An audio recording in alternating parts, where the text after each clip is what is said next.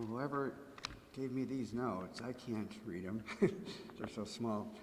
Thank you, everybody, for being here. I'm here to announce that I will not be seeking re-election to the United States Congress in 2024 and plan to leave Congress in the first week of February of 2024.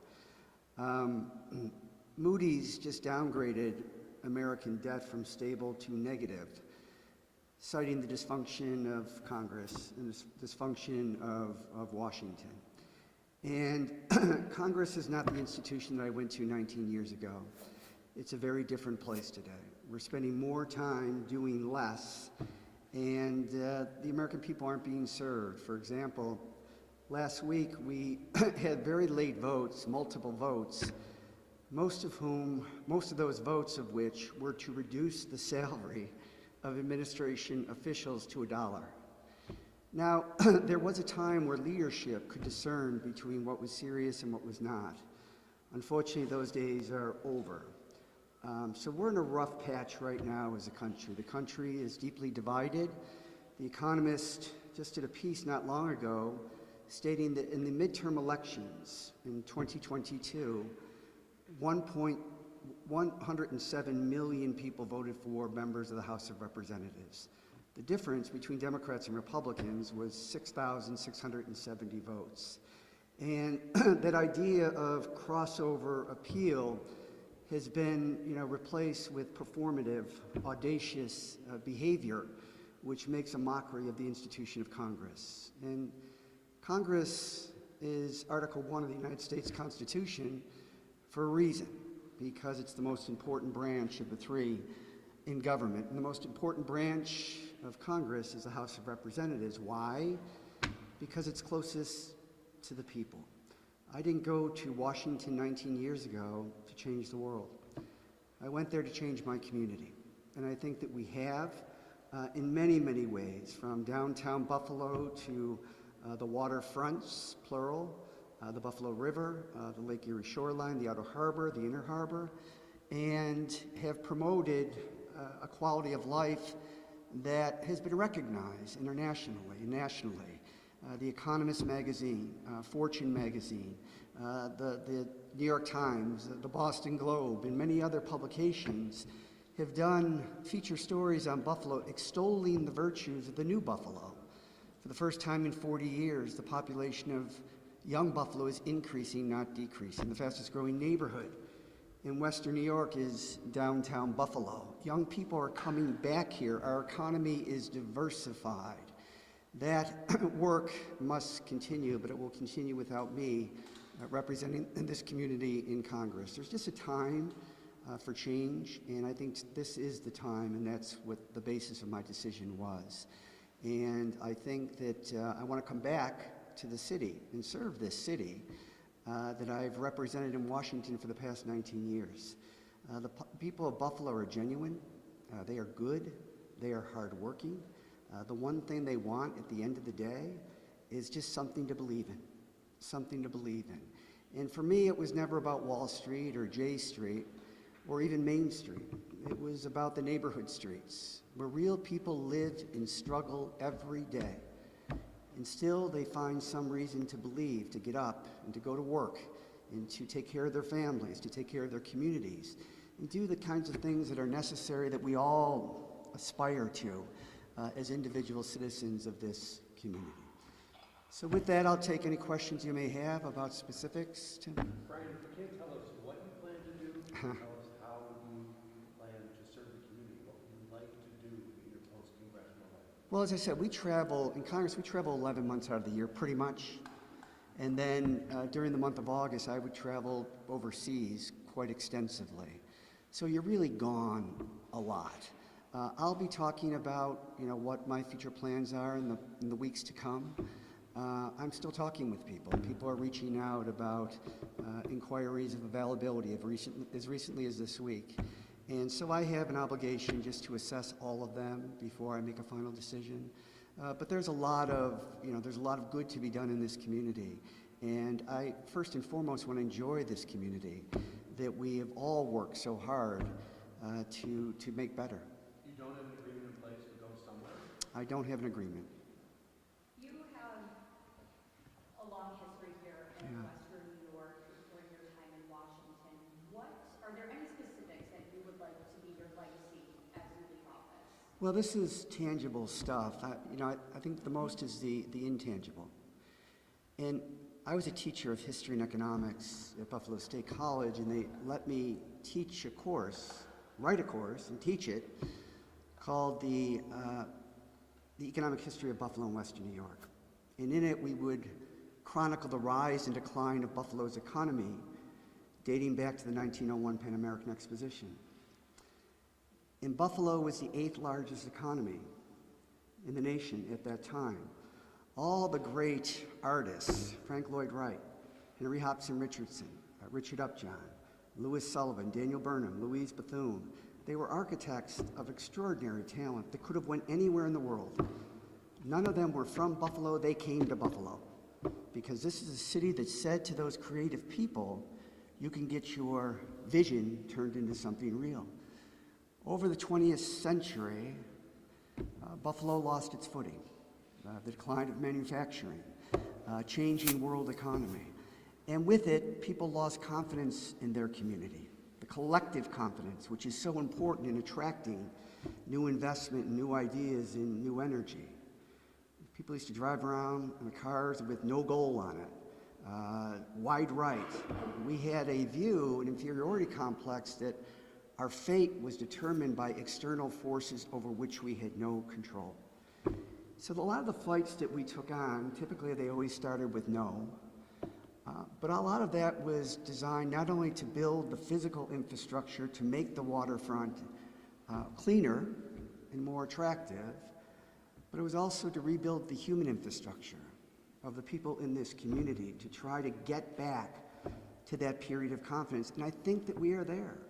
And you look it up yourself. Pre-pandemic, Buffalo was the talk of the nation.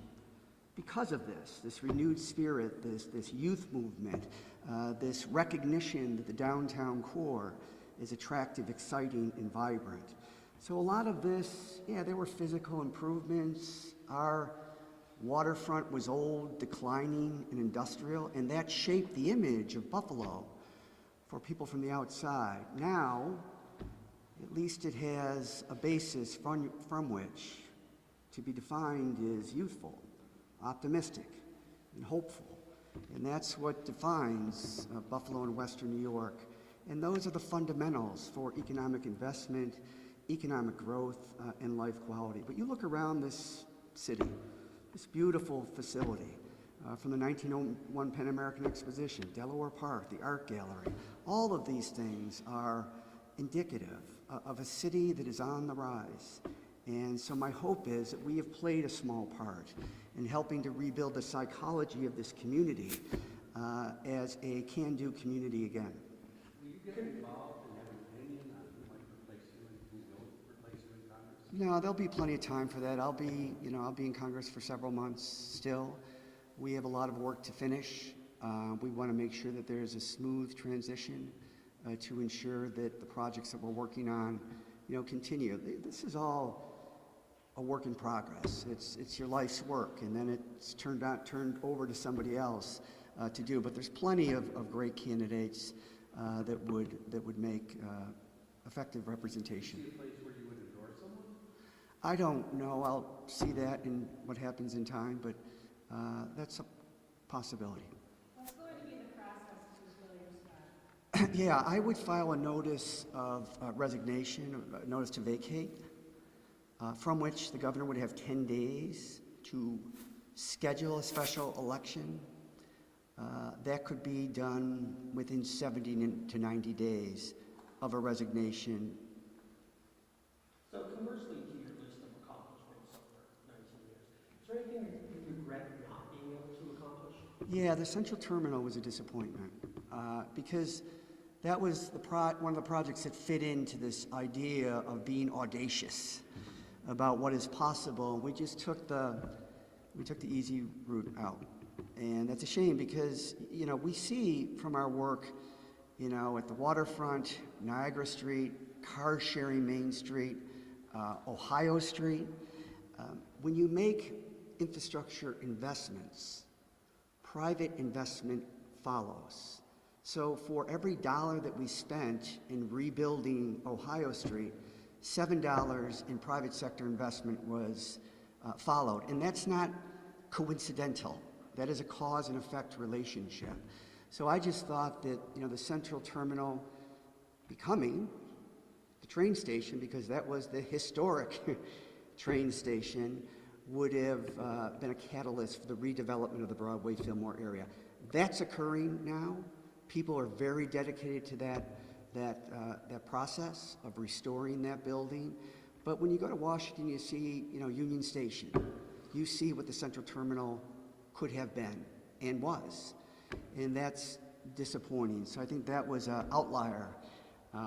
You know, we were pretty successful in trying to get people to get behind good projects. And let me just thank, you know, in addition to my staff that's here, who are extraordinary individually and collectively, the Buffalo media. You know, on a lot of these issues, when you take on, like, the New York Power Authority, they just want you to go away. It doesn't matter if you're a congressman or a senator or a mayor or whatever it is. The key is not to go away. But that requires that the local media help you to sustain that pressure. The NFTA held the waterfront property for decades and wouldn't give it up. They said they wanted money for it. They should have been sued for negligence. But that held Buffalo back for a long time. But it took 20 years to get them to relinquish control of the waterfront area. So what we've tried to do is, you know, I don't really chase the 24-hour news cycle in Washington. A lot of people do that. They're good people, and that's their business. Buffalo needed a different congressman. And what we tried to do, and that's fleeting anyhow, it just lasts until the news cycle ends, and then it starts again. And when you do a retrospective about what's been accomplished, typically the conclusion is very little. What we tried to do here is identify what's important, find a focus, sustain a focus, and produce an outcome. Have vision, but being prepared to make that vision something real. And there are many examples of it, and we're proud of that work, but it simply provides a basis from which the next generation can build on those successes if they deem them to be so. What advice would you offer to whoever ends up filling your seat that you wish somebody had given to you before you sat there? Well, just exactly what I had. You know, there's show horses in Congress and there are workhorses. I just gravitate to the workhorses. I'm on the House Ways and Means Committee. 8 presidents, 8 vice presidents, 23 speakers of the House, and 4 members of the United States Supreme Court came from, including William McKinley, who was shot here at the Pan American Exposition, came from the House Ways and Means Committee. It is a serious committee with serious minds. It has become very politicized. And when I say that, you know, legislation has become weaponized. You know, speakers of the House of both parties would say to a member, that's a stupid piece of legislation. That doesn't do anything. It's never going to get signed into law. You're making a mockery of the institution, right? It doesn't happen anymore. So now you're in Washington for longer periods of time doing less. And as Moody's reported last week, the downgrading of American debt from stable to negative is a direct result of the dysfunction in Congress. So what I would say is, you know, be Buffalo's congressman. Don't get immersed in that culture there. It's just not healthy. Books have been written on it for centuries about all of that stuff. The reason Article 1 of the United States Constitution deals with Congress is because it's the most important of the 3 branches, as I said. And the most important branch of Congress is the House. Why? They're closest to the people. So when I used to go to Washington right after votes were done, I'd get on the first plane to get back to Buffalo because it was an urgent reminder as to why I was sent there in the first place. And I would advise anybody, whether you're from Buffalo or Boston, go down there and represent your community, and you won't have time for all the other nonsense. 15 rounds of votes to elect a speaker. You elect a speaker so that they can be a leader, whether you agree with them or not, and then you ignore the speaker and throw them out. I mean, it's just kind of stuff that is just wearing on the American people, but it's hurting. The federal budget is nearly $7 trillion. That's 24% of the world's economy. 24%. We are just downgraded by Moody's because of political dysfunction. I mean, let's have a fight. Let's at least earn, our stripes here. But to default and not to take yourself and your community, the nearly 800,000 people that elect you, more seriously. You just go down there to be a wise guy. Everything's weaponized. Everybody, friend-enemy distinctions. Everything's zero-sum. For somebody to win, somebody has to lose. That is not the tradition of this country. Given your sense of disgust and even horror of what's happening in Washington, you've still done this job for 19 years. You were a councilman in Assembly before that. Yeah. How does it feel like to you right now? As you're actually at the podium saying, I'm not going to be in Congress anymore. Gratitude. It'll change. We're a resilient country. There are good Republicans that love this country as much as I do. I deal with them every day. It's not everybody, and there are good Democrats that love this country as much as Republicans. That is the American political tradition. I will always be a grateful and humble student of government, and particularly the Robert Caro series on Lyndon Johnson, the kinds of things that people went through to get things done was incredible. But there's in the book, Tip O'Neill, the famous House Speaker, there's a piece in the book where he buttonholes Ed Markey, who was in the House at the time, now in the Senate, a friend of mine. And he says, hey, Eddie Markey, I need your vote on this amendment. Eddie Markey turns to Tip O'Neill and says, I can't be with you on this. I'll be with you when you're right. He says, Eddie, I don't need your vote when I'm right.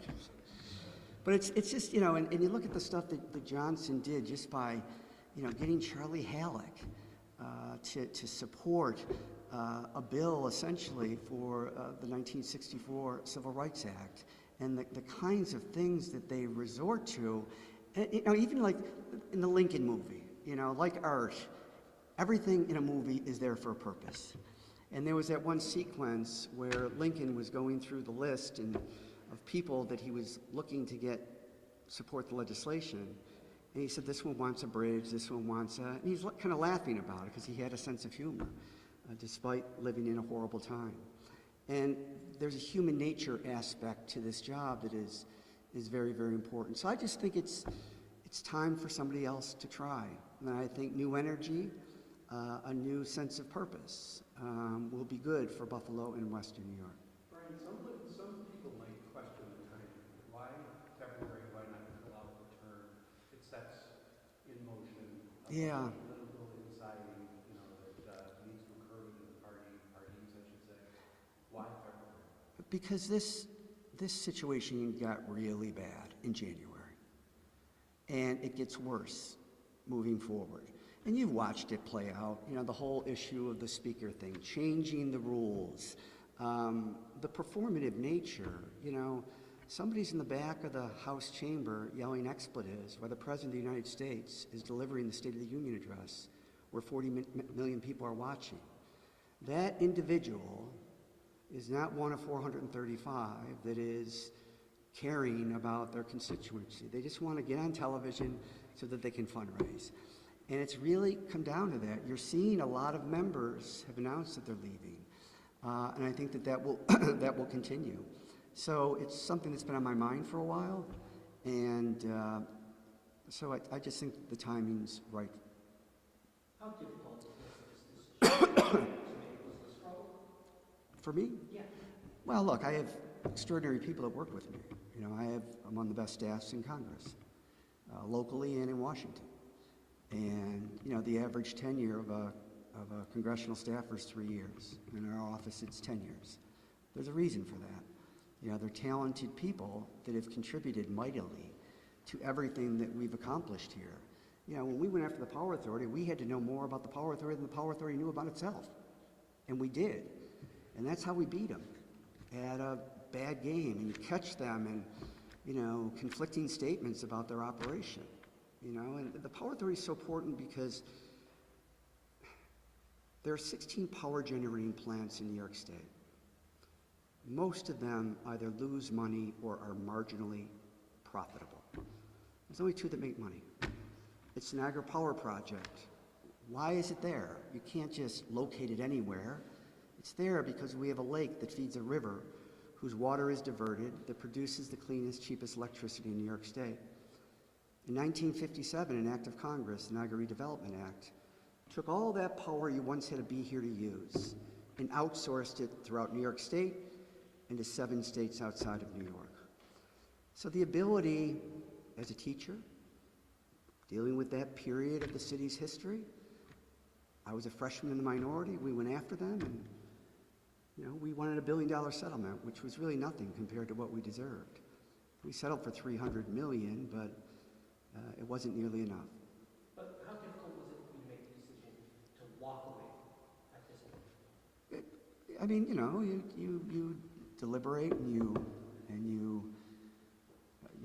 question, you know, your vision for your own presence and what it is you're going to do. And I just hate leaving the community that I've served for 19 years. And I would just rather be in Buffalo than Washington. You know, I had a friend, very good friend, among several inquiries, said, you know, you stay here, you're going to really be able to cash in. You don't get the point.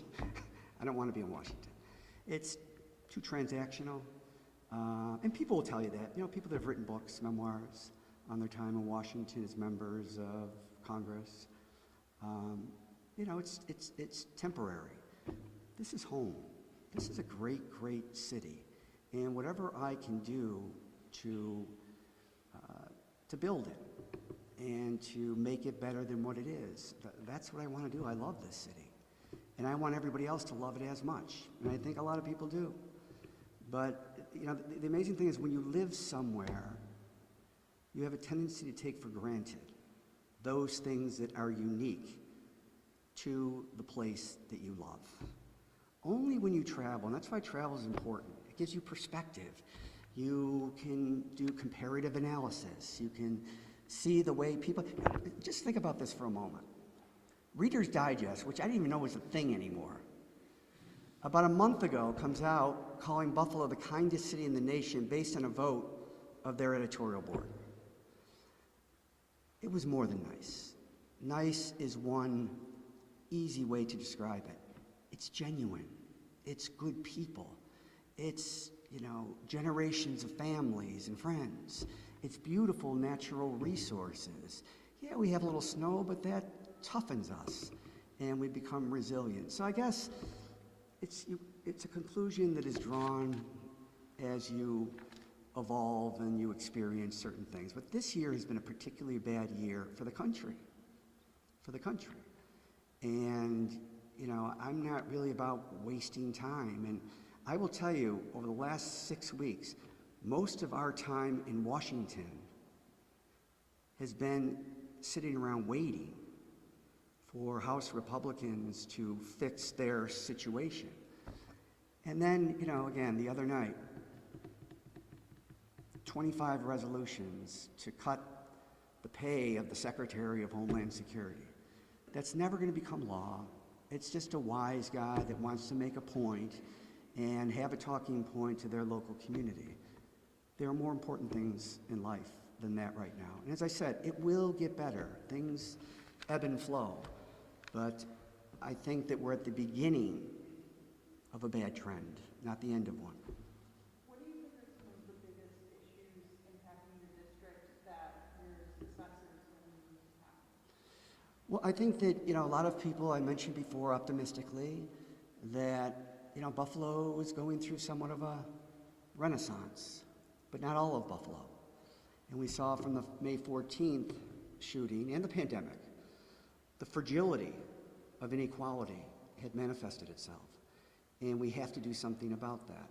When you look at the cancer space, I'm a co-chair of the Cancer Caucus. We have played a major role in pushing the administration to increase the funding to the National Institutes of Health and the National Cancer Institute. But you look at 6% of those who should be screened for lung cancer in industrial areas are not screened. And Roswell, to their considerable credit, had the presence of mind to establish a mobile unit to go to the people. And detecting cancer early is important for survival. Less than 10% of cancer deaths are attributed to the original tumor. It's when cancer advances, when it metastasizes, when it moves to an organ that you can't live without. You know, people don't die of breast cancer. People die of metastatic breast cancer to the brain. But cancer deaths are counted by their origin. So that's why we talk about breast cancer the way that we do. And that's why being diagnosed at stage 1 is a lot better than being diagnosed at stage 4, because the survival rate is higher. Therefore, early detection and screening is very, very important. Lifestyle. Smoking. More men will die of cancer than women. Why? Because men smoke more. 12 specific cancers are attributed to tobacco use, smoking. 90% of lung cancers are attributed to smoking, you know? So I think it's about trying to find a more equitable, inclusive way to grow Buffalo and Western New York. To have a renaissance, everybody has to participate. Everybody has to feel seen and heard. And I think that's important to Buffalo.